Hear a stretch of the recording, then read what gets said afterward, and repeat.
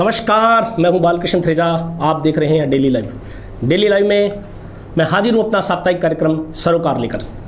सरोकार में आज हमारे साथ हैं क्षेत्र की जुझारू नेत्री, कांग्रेस पार्टी की महिला उपाध्यक्ष, प्रदेश उपाध्यक्ष श्रीमती शबनम गोदारा। शबनम गोदारा ने इलाके की समस्याओं के लिए संघर्ष किया है। हाल ही में सुरेशिया में हुई एक नाबालिगा से दरिंदगी के मसले पे उन्होंने मजबूती से आवाज़ उठाई है। आज उनसे हम राजनीति से जुड़े मुद्दे तथा अन्य मामलों पर चर्चा करेंगे। मैम, आपका हमारे स्टूडियो में स्वागत है।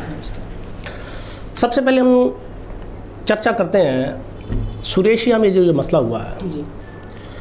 एक नाबालिग बच्ची से इस तरह का कृत्य कुछ लोगों ने किया है जी। आपने कैंडल मार्च में भाग लिया जी। उसके बाद आप जिला कलेक्टर से जाकर के भी मिली। आपने जो ये इस तरह से किया, तो ये आपने एक महिला होने के नाते किया या एक कांग्रेस की पदाधिकारी होने के नाते? क्योंकि कांग्रेस इस मसले पर पूरी तरह से चुप्पी साधी है। तो मेरा सवाल ये है कि आपने महिला होने के नाते किया या कांग्रेस की पदाधिकारी होने के नाते किया? सबसे पहले तो मैं इसमें ये कहना चाहती हूँ कि जो हनुमानगढ़ में जो घटना घटी वह बहुत ही दुर्भाग्यपूर्ण थी और सभ्य समाज के लिए ये शर्मनाक तो है ही, मानवता के नाम पे भी ये बहुत बड़ा कलंक है जी। तो इसके लिए मैं कलेक्टर साहब से भी मिली और उस बच्ची से भी जाके मिली और जो भी प्रयास हम कर सकते थे, जो दोषी हैं वो गिरफ्तार हों, उनके खिलाफ कार्रवाई हो, तो हमने उसमें किया। और ये मैंने महिला होने के नाते तो किया ही और कांग्रेस की भी हूँ। और सबसे बड़ी बात कि एक मानवीय मुद्दा था और मानवता के नाते मैंने इसमें जो भी प्रयास किए वो मानवता के नाते किए। मैम, कांग्रेस इसमें चुप क्यों है? कांग्रेस इसमें कहाँ चुप है? हम भी तो कांग्रेस से हैं, कांग्रेस बोल रही है इसमें। नहीं, आप कांग्रेस से हैं, बिल्कुल सही बात है, लेकिन कांग्रेस के और भी बहुत लोग हैं, महिलाओं के और संगठन हैं। इसमें भी बोले हैं, कांग्रेस की महिला जिलाध्यक्ष भी 2 दिन से इसमें लगी हुई हैं। आपके डीसीसी के अध्यक्ष कहीं दिखाई नहीं दिए? वो शायद कहीं व्यस्त हों और हम लोग हैं तो कांग्रेस, तो ये तो है ही नहीं भी कांग्रेस में न इसमें कहीं चुप है। हम लोग भी तो कांग्रेस से ही हैं, कांग्रेस इसमें लगी हुई है। आप लगी हुई हैं, ये बिल्कुल सही है, लेकिन कांग्रेस के पदाधिकारी दिखाई नहीं। इसका मतलब आप कांग्रेस का बचाव कर रही हैं। खैर, उम्मीद करते हैं आपने जो आवाज़ उठाई है उसका पुलिस प्रशासन पे असर भी हुआ है। कुछ लोगों को गिरफ्तार किया गया है और उम्मीद है उन लोगों को, जिन लोगों ने ऐसा काम किया है, उनको सज़ा भी मिलेगी। बात करते हैं राजनीति की। आप कांग्रेस परिवार से हैं।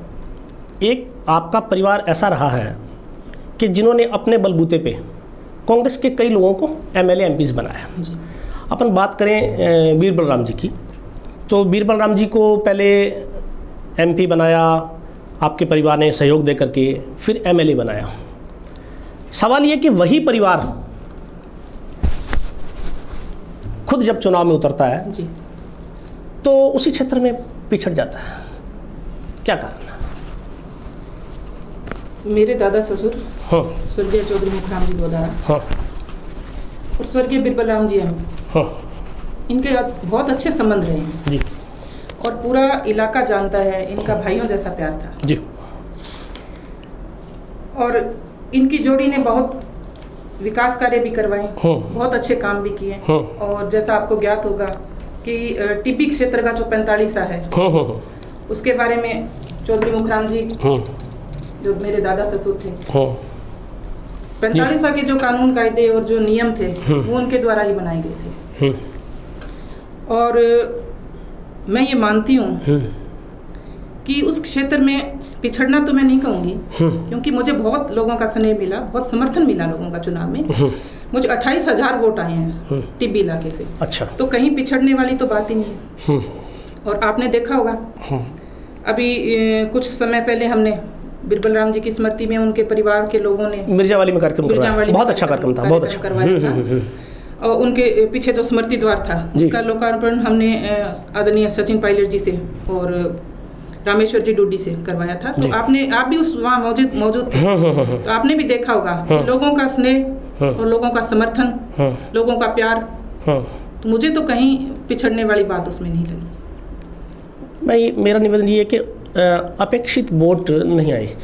खैर, आप सरपंच बनी, उसके बाद आप उप जिला प्रमुख भी बनी। लोगों ने आपकी कार्यशैली को सराहा, आपकी ईमानदारी को, आपके काम करने के तरीक़ों को लोगों ने खूब प्रशंसा की। बावजूद इसके जो स्नेह आपको अपेक्षित था वह नहीं मिला, क्या कारण है? इसमें मैं 2002 में सरपंच बनी जी, और 1007 वोटों से जीतना बहुत बड़ी बात होती है सरपंच में। 1007 वोट, जी, सरपंची में बहुत बड़ी बात होती है। हाँ। 5 साल मैंने खूब अच्छे विकास कार्य करवाए जी, और जब जिला परिषद का चुनाव आया तो जो ईमानदारी से हमने काम करवाए थे, उसी ईमानदारी की बदौलत ही 5,500 वोटों से मैं जीती। और जिला परिषद में विकास कार्य खूब करवाए, और उसी की बदौलत जो ईमानदारी थी, उसी की बदौलत जब जिला परिषद का जब विधानसभा का चुनाव लड़ा, तो जिस जोन में मुझे 10,000 वोट आए थे, उसी जोन में मुझे 16,000 वोट मिले हैं। तो ये ईमानदारी का काम है, और मैं तो इनको ऐतिहासिक वोट बोलूँगी।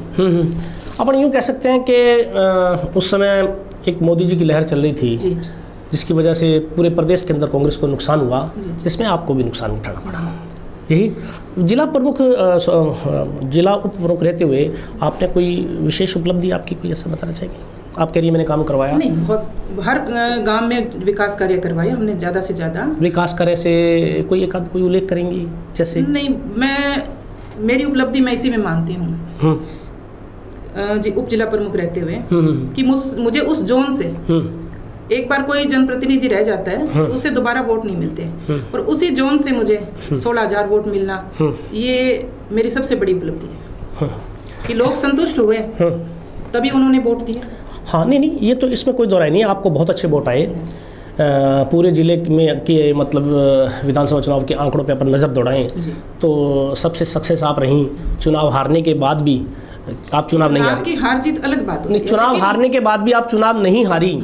एक सम्मानजनक हार होना और एक अपमानजनक हार होना, इसमें फ़र्क होता है। तो आप बहुत कम वोटों से हारी, ये तो बात माननी पड़ेगी। खैर मैम,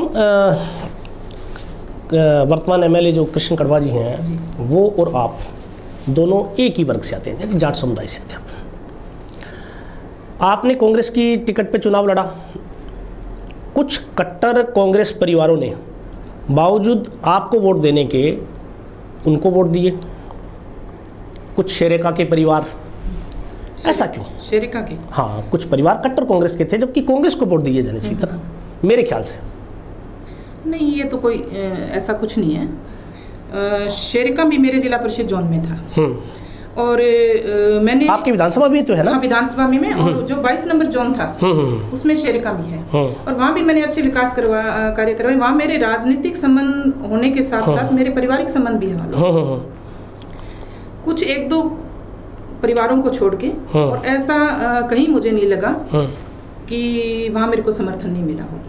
और मैंने वो लिस्ट भी जब मैंने देखी है 1-2 बार, तो उसमें मैंने देखा है कि सबसे वहाँ लीड मिली है, और उसमें तो कृष्ण कड़वा जी हैं, वो तो 3रे नंबर पे हैं। तो ये कहना नहीं मैम, मेरे ख्याल से आप देखें उसको ज़रा, मतदान के बाद के आंकड़ों को आप देखें तो उसमें आपको वहाँ से वोट कम मिले हैं मेरे ख्याल से। आप दोबारा उसको देखें जरा। आप कह रही हैं मुझे ज़्यादा लिस्ट मैंने देखी है, तो उसमें 550 के करीब 2 बूथ हैं, उसमें मिले हैं कड़वा जी को शायद उसमें 300 वोट ऐसे कुछ मिले हैं, तो लीड मिली है वहाँ पे। तो शेरेका में आपको लीड मिली है। खैर, या तो मेरी जानकारी का कोई अभाव है या आपकी कुछ है ऐसा कुछ आंकड़े का? हाँ, इक्का दुक्का परिवार हो सकते हैं, लेकिन नहीं, परिवारों का तो अपन परिवारों को चिन्हित नहीं कर सकते कि फलां ने नहीं दिया या फलां ने दिया, लेकिन आपको वहाँ से वोट कम मिले हैं। ऑल ओवर अपने उसका निकाले ना, तो मेरे को शेरेका में वोट लीड मिली है। शेरेका लीड। चलो मैम, आप प्रदेश में उपाध्यक्ष हैं, इस नाते प्रदेश की राजनीति में भी आपका दखल है। उस आधार पे अपन सवाल करें तो मेरा सवाल ये है कि कांग्रेस आने वाले चुनाव में अशोक जी गहलोत का प्रशासन और सचिन पायलट का नेतृत्व, क्या दोनों का स्वीकार करेगी, दोनों को मिलाकर के चुनाव लड़ेगी? इसमें पहली बात तो ये है कि मैं इसमें इस सवाल का जवाब देने के लिए कोई अधिकृत व्यक्ति नहीं हूँ। आप अधिकृत हैं, आप इसलिए मैं महिला कांग्रेस की उपाध्यक्ष हूँ। महिला कांग्रेस की हैं, फिर भी प्रदेश की उपाध्यक्ष हैं आप जिले की नहीं है, प्रदेश की। बहुत बड़ी बात होती है प्रदेश में। आप जयपुर में मीटिंग अटेंड करती हैं? इसमें ऐसा है कि मैं महिला कांग्रेस। मैम मेरा निवेदन सुन लीजिए, आप जयपुर मीटिंग अटेंड करती हैं ना? प्रदेश लेवल की मीटिंग होती है, तब आप अधिकृत हैं, अथॉरिटी हैं। और इसमें मेरा कहना तो यही है कि ये काम तो हाईकमान का है, उन्हें देखना है कि वो किसको क्या जिम्मेवारी देंगे। हम तो कांग्रेस के सैनिक हैं और सैनिक होने के नाते जो मोर्चा हमें संभला रखा है हम उसमें डटे हुए हैं। ये आला कमान ने देखना है कि वो किसे क्या जिम्मेवारी देंगी, क्या नहीं देंगी, और इसमें उन्होंने क्या फैसला लेना है। हम सैनिक हैं, सेनापति कौन हो, इस चीज़ का जो फैसला है वो हाईकमान ने करना है। लेकिन पदाधिकारी होने के नाते हम क्यास तो लगा सकते हैं कि हाँ ऐसा हो सकता है, ऐसा होने जा रहा है या नहीं होगा। सचिन पायलट जी भी अच्छा काम कर रहे हैं और अशोक गहलोत जी को भी उन्होंने जो काम किए, लोग आज राजस्थान की जो जनता है उन्हें बहुत याद करते हैं। तो ये फैसला तो जी हाईकमान का है, हाईकमान करेगा। खैर मैम, कांग्रेस जो है वो प्रदेश में दो धड़ों में बंटी हुई है। एक धड़ा अशोक जी गहलोत का है, एक धड़ा सचिन जी पायलट का है। तो आखिर कांग्रेस, अब जब समय आ गया, अगले साल चुनाव है, कांग्रेस किसके नेतृत्व में चुनाव लड़ेगी? इसमें सबसे पहले तो मैं आपको ये कहना चाहती हूँ कि कांग्रेस में कोई दो धड़े नहीं है, कोई कांग्रेस में गुटबाजी नहीं है। कांग्रेस में एक ही धड़ा है, वो है श्रीमती सोनिया गांधी जी का। तो धड़े वाली तो कोई बात ही नहीं है इसमें। सब एकजुट होकर, चाहे वो सचिन पायलट जी हैं, चाहे वो अशोक गहलोत जी हैं, चाहे वो कांग्रेस का आम वर्कर है, सब लोग कोशिश कर रहे हैं कि कांग्रेस मजबूत हो और मजबूती के साथ आगे बढ़े। और इसका फैसला मैंने जैसे पहले भी कहा, तो इसमें तो जो हाईकमान करेंगे वही होगा। हम सब लोग मजबूती से लगे हुए हैं कि कांग्रेस आगे चुनाव जब होंगे तो उसमें कांग्रेस आए।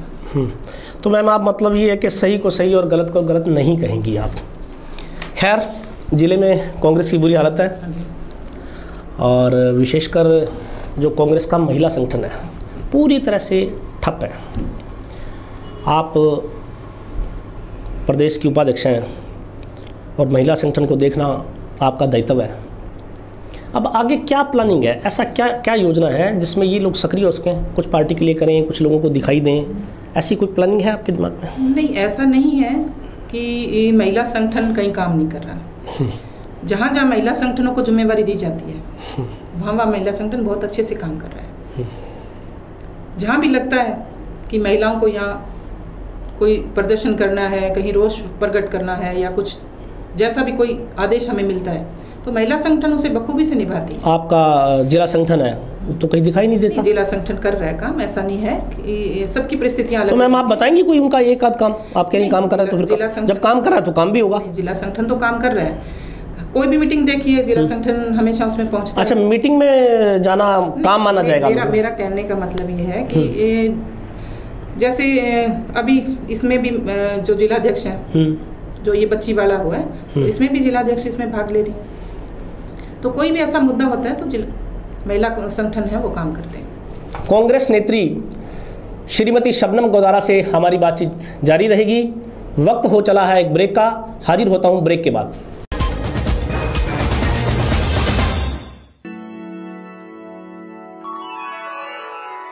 यूं तो कई बार मुझे हंसते देखा है, पर ये हंसी कुछ और है। ये गहना मुझ पर जचता है, पर ये महज एक गहना नहीं, ये रूपरेखा है मेरे मन की, हंसती खिलखिलाती लहरों की। जो आतुर थी अब तक मुझ पर सजने को, इसलिए ये गहना ही मेरा सच्चा श्रृंगार है, श्रृंगार है, श्रृंगार है।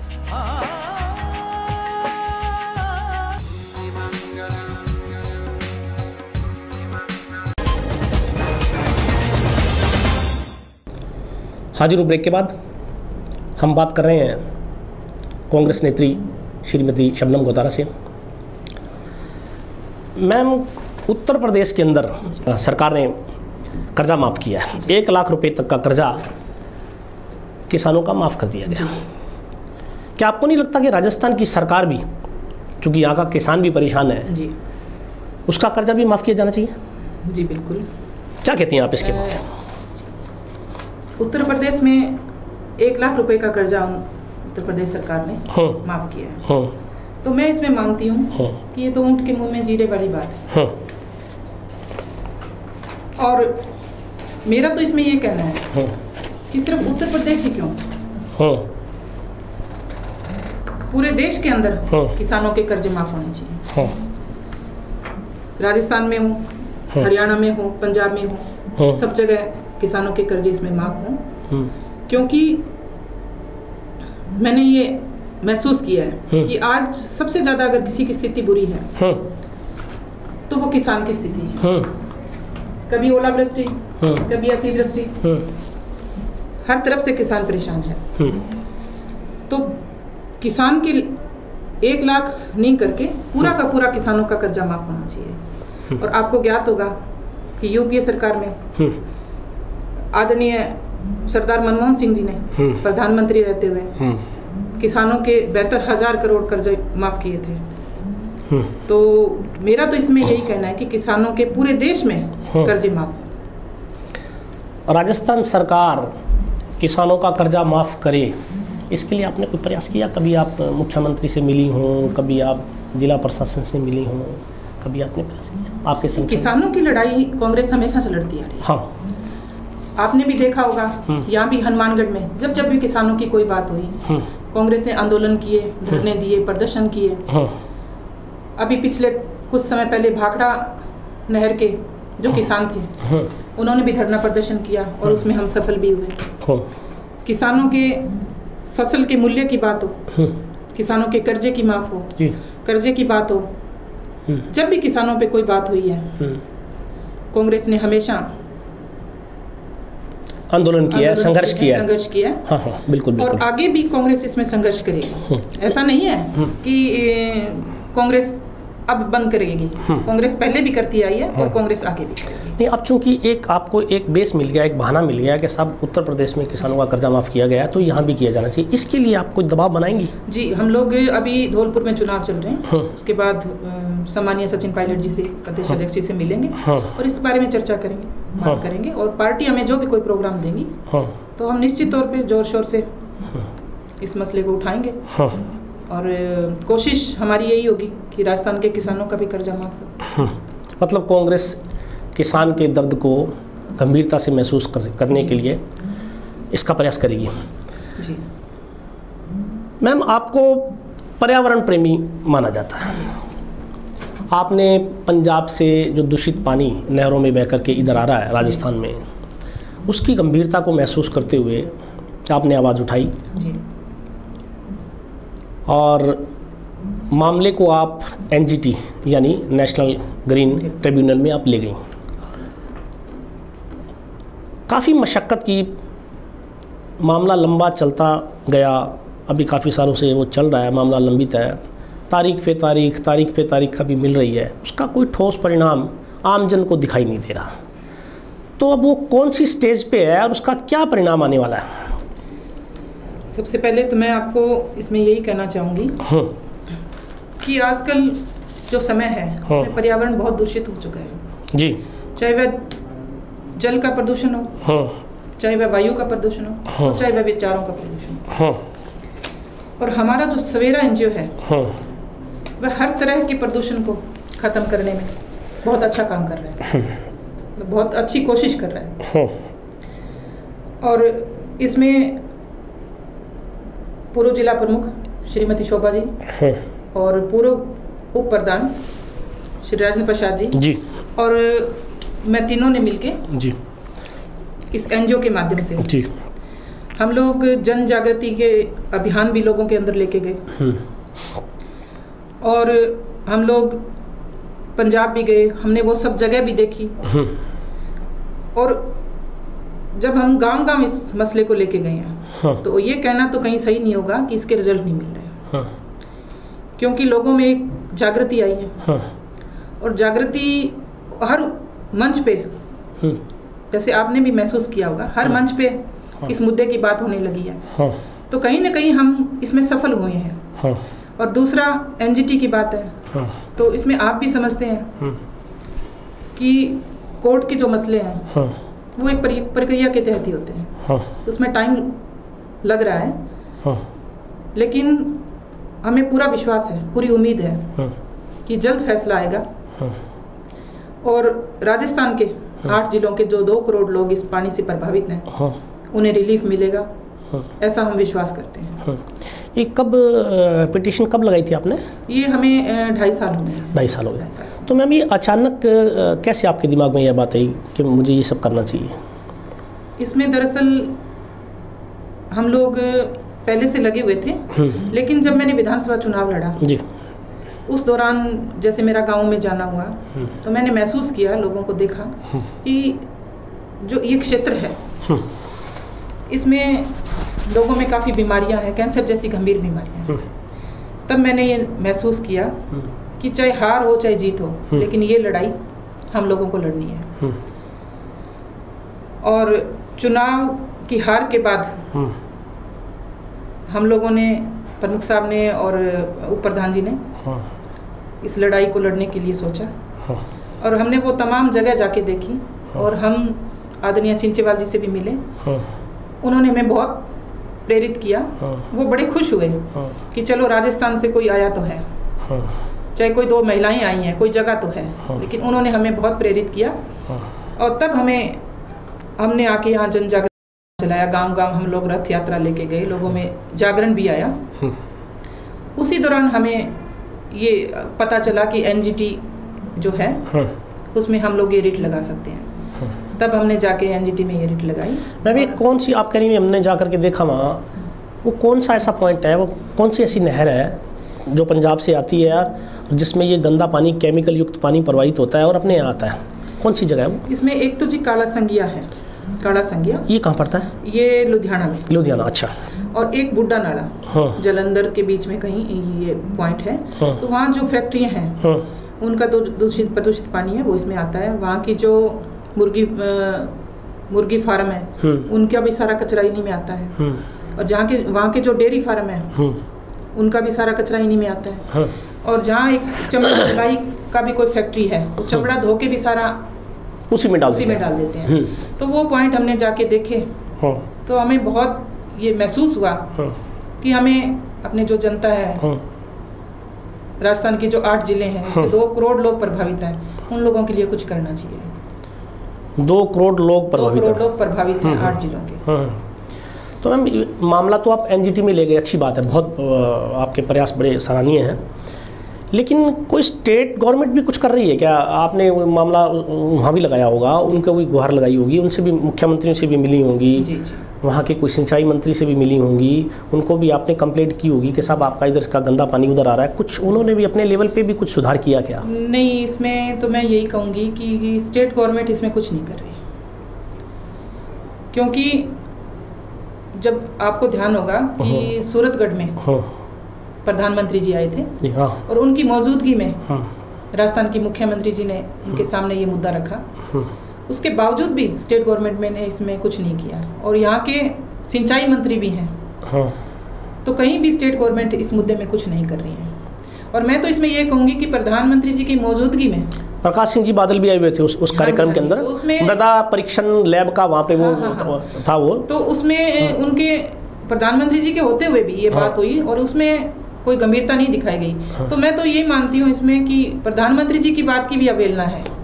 स्टेट गवर्नमेंट को इसमें जल्द से जल्द कदम उठाने चाहिए और इसकी तरफ जो सुधार कर सकें वो उन्हें करना चाहिए, लेकिन स्टेट गवर्नमेंट कहीं कर नहीं रही है। Ma'am, doctor Ram Pratap local MLA हैं और प्रदेश के सिंचाई मंत्री भी हैं, चूँकि वो इस दिशा में कुछ कर सकते हैं, इसलिए आपने कोई उनसे मिलकर के कोई प्रयास किया कि साहब इसमें कोई कंप्लेंट दर्ज करवाई? राम प्रताप जी तो खुद यहाँ के हैं और उनकी भी उतनी ही जिम्मेवारी बनती है जितनी हम लोगों की, हमारे से ज़्यादा जिम्मेवारी है उनकी। तो ये उनका भी क्षेत्र है, ये तो खुद उनको करना चाहिए, उनको देखना चाहिए इसके बारे में। उन्हें कहने की कहाँ ज़रूरत है? कई बार कई चीज़ें होती हैं जो ध्यान में नहीं रहती। आप जब इस समस्या के लिए लड़ी रही हैं तो एक बार उनसे भी आप मिलते? नहीं, हम लोगों ने उनके पास ये बात पहुंची हुई है और हम लोग प्रयास कर रहे हैं इसमें। सरकार, जो राजस्थान की सरकार है, उसको भी प्रयास करने चाहिए। सब मिलजुल कर ही इस मसले को हल कर सकते हैं।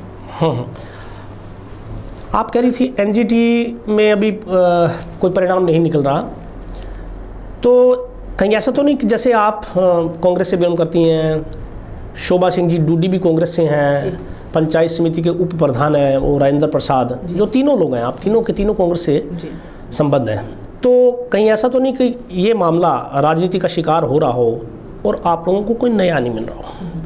नहीं, ये बात सही है कि कहीं ना कहीं हम लोग कांग्रेस से बिलोंग करते हैं, इस वजह से जो होना चाहिए था वो नहीं हो पा रहा। लेकिन मैं इसमें यही कहूँगी कि पार्टी अपनी जगह है और ये जो मुद्दा है वो मानवता से जुड़ा हुआ मुद्दा है। तो मेरा तो यही राजस्थान की सरकार से यही निवेदन है, यही आग्रह है कि वो इस मुद्दे को पार्टीबाजी से ऊपर उठकर इसके समाधान में प्रयास करें। मैम, अगले साल विधानसभा के चुनाव होने जा रहे हैं। जी। कांग्रेस की स्थिति खराब है, ऐसा क्या करने जा रही हैं आप? आपकी पार्टी ऐसा क्या करने जा रही है कि अगली बार वो सत्ता में आए? आपको लगता है कांग्रेस सत्ता में आ पाएगी? बिल्कुल श्योर आएगी। कैसे आएगी? आप कह रही श्योर आएगी, मान लेते हैं, लेकिन हाँ, कैसे?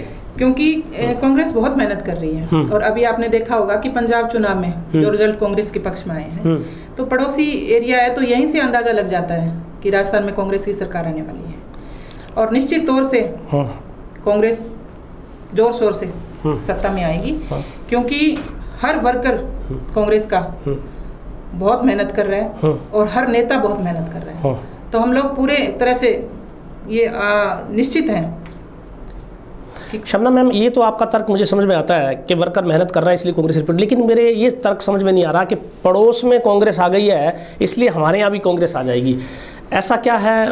बड़ी भौगोलिक परिस्थितियाँ तो शायद एक हो सकती हैं, लेकिन राजनीतिक परिस्थितियाँ अलग अलग होती हैं। नहीं, अब ये है ना कि उन लोगों ने मेहनत की है तो वो आ गए हैं। हाँ, यहाँ मेहनत दिखाई नहीं दे रही। नहीं, उन्होंने भी मेहनत की है और राजस्थान में भी जो वर्कर हैं, नेता हैं, सब मिलके बहुत मेहनत कर रहे हैं। आप मेहनत कर रहे हैं या उस भरोसे बैठे हैं कि साथ बीजेपी से आम जन परेशान है, क्योंकि वहाँ से परेशान होगी हमारे पास आ जाएगा, नकारात्मक वोट की उम्मीद लगाए बैठे हैं आप? तो है ही, लेकिन इसके साथ साथ कांग्रेस का हर वर्कर, हर नेता बहुत मेहनत कर रहा है और इस मेहनत के दम पर हम लोग ये आशा करते हैं कि जोर शोर से राजस्थान में कांग्रेस की सरकार बनेगी। ये थी कांग्रेस नेत्री शबनम गोदारा, जिनका कहना है कि कांग्रेस बहुत मेहनत कर रही है इसलिए पुनः सत्ता में लौट के आएगी। इनका ये भी कहना है कि इन्होंने जो नेशनल ग्रीन ट्रिब्यूनल में याचिका लगा रखी है उसका लाभ भी यहाँ के लोगों को मिलेगा, दूषित पेयजल से निजात मिलेगी, स्वच्छ पानी पीने को मिलेगा। और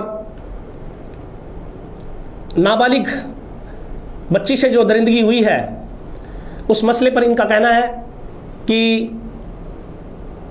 उस बच्ची को न्याय मिलेगा, ऐसी इन्होंने उम्मीद जाहिर की है।